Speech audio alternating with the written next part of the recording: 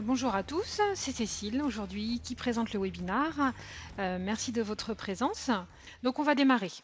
Alors, on va travailler aujourd'hui sur un projet classique que vous rencontrez très régulièrement, une maison à étage, et on va donc créer une trémie d'escalier avec des cloisons fictives. D'accord? Donc pour cela, on a deux opérations à faire, une au rez-de-chaussée et une à l'étage 1. D'accord? Donc ici, ma trémie d'escalier, dans cet exemple-là, je souhaite la poser ici. Donc elle est entre les WC et le cellier. Donc du coup, j'ai deux cloisons pleines de chaque côté, normal, et je vais pouvoir créer ma trémie. Ici, je vais avoir besoin que d'une seule cloison fictive. Donc la cloison fictive, je le rappelle, elle a pour intérêt de ne pas monter de mur, mais par contre de pouvoir définir un espace, en fait une superficie. D'accord? Donc je vais prendre une cloison fictive que je vais tirer comme ça ici, par exemple, que je vais pouvoir ajuster ensuite, puisque je sais ici que j'ai besoin d'avoir un petit peu plus de superficie.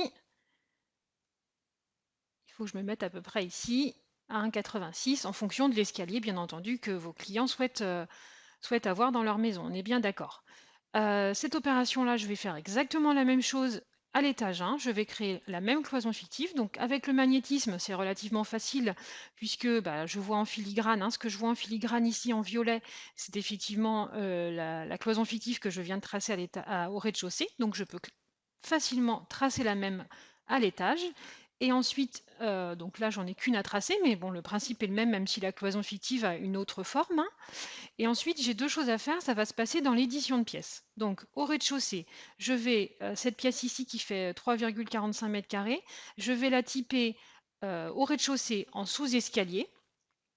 L'avantage de typer cette pièce en sous-escalier, c'est qu'elle est déjà préformatée, la pièce. Donc ici, j'ai bien un sol des plaintes, puisque j'en ai besoin donc au rez-de-chaussée. Par contre, vous voyez ici, à droite dans les options, le plafond est déjà décoché. D'accord? Et à l'étage 1, je vais typer ma pièce que je viens de créer du coup en trémie.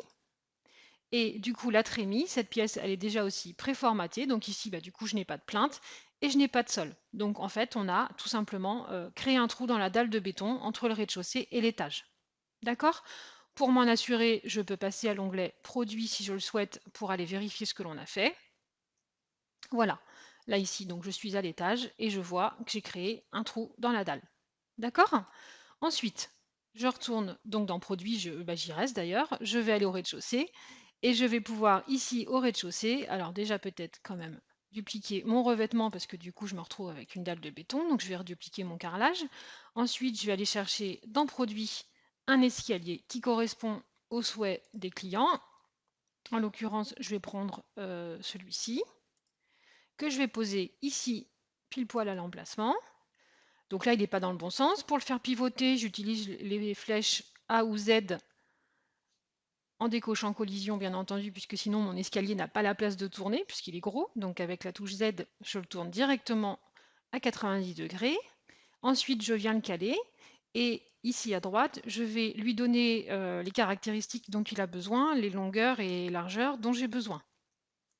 Donc ici, je sais que mon escalier, il doit faire 190 par 373 par 193. Donc je vais directement lui donner les dimensions. OK? Ensuite, je viens me positionner au-dessus pour pouvoir bien le caler. Là, du coup, collision est nécessaire, ça va éviter que mon escalier passe à travers le mur. Donc il va se caler ici. OK? Ensuite, bien entendu, comme tous les produits dans Cedreo, alors là, je vois qu'il est mal calé parce que j'ai pas sur le côté, je le vois mal. Donc je vais pouvoir le caler un peu mieux avec les flèches de mon clavier ou donc là, j'ai dû le faire un petit peu gros, vous voyez typiquement mon escalier, donc je vais le réduire un tout petit peu en longueur pour qu'il passe. Il est un tout petit peu large, j'aimerais bien quand même avoir, voilà, ce sera plus propre comme ça. Voilà. Donc, ce que je vous disais, je peux lui changer effectivement le garde-corps et la couleur de l'escalier. Je peux lui mettre le revêtement que je souhaite et la couleur de garde-corps souhaitée. D'accord? Ensuite, je vois que mon revêtement ici, il a disparu, c'est pas très joli. Voilà, puisque souvent, je sais que vous nous appelez régulièrement au support parce que vous avez besoin de faire un visuel pour l'escalier. Et du coup, ça peut être sympa d'avoir une petite couleur d'indiquer ici dans le sous-escalier, c'est plus sympa. Ça donne un petit peu de vie.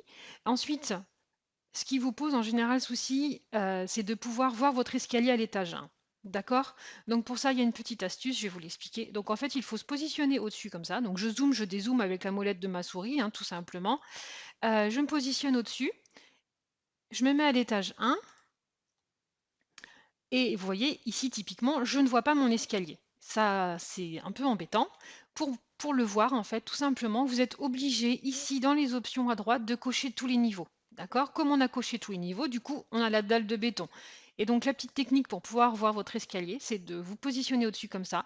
Et là, avec la molette de ma souris, j'enfonce, donc j'avance, et je vais en fait traverser la dalle, et hop, j'arrive au-dessus de mon escalier. D'accord, donc je vais pouvoir aussi m'assurer qu'il arrive bien. Là d'ailleurs, je vois qu'il n'arrive pas super bien. Donc je vais pouvoir retourner un petit peu dans Produit et lui régler encore ses dimensions parce que je trouve qu'il n'est pas hyper bien calé. Voilà. Et ensuite, je vais pouvoir m'assurer qu'il arrive bien au niveau du palier. D'accord? Donc là, du coup, après, vous pouvez tourner avec la molette de la souris pour pouvoir faire un visuel si vous le souhaitez pour vos clients. Bien entendu, on pose un petit garde-corps à côté, hein. Les garde-corps, pour rappel, se trouvent dans Produits et Bâtiments. Et vous avez pas mal de choix de garde-corps. Voilà.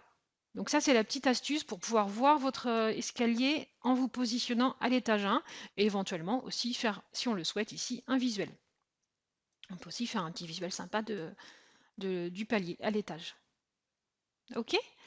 Ensuite, je vais redescendre au rez-de-chaussée et pour terminer, je vais pouvoir, par exemple, prendre un petit produit ici, un petit pack, hein, que j'ai pris pour agrémenter un peu le dessous de mon escalier, pour donner un petit peu de vie. Je vais pouvoir le positionner ici, à quelque chose près.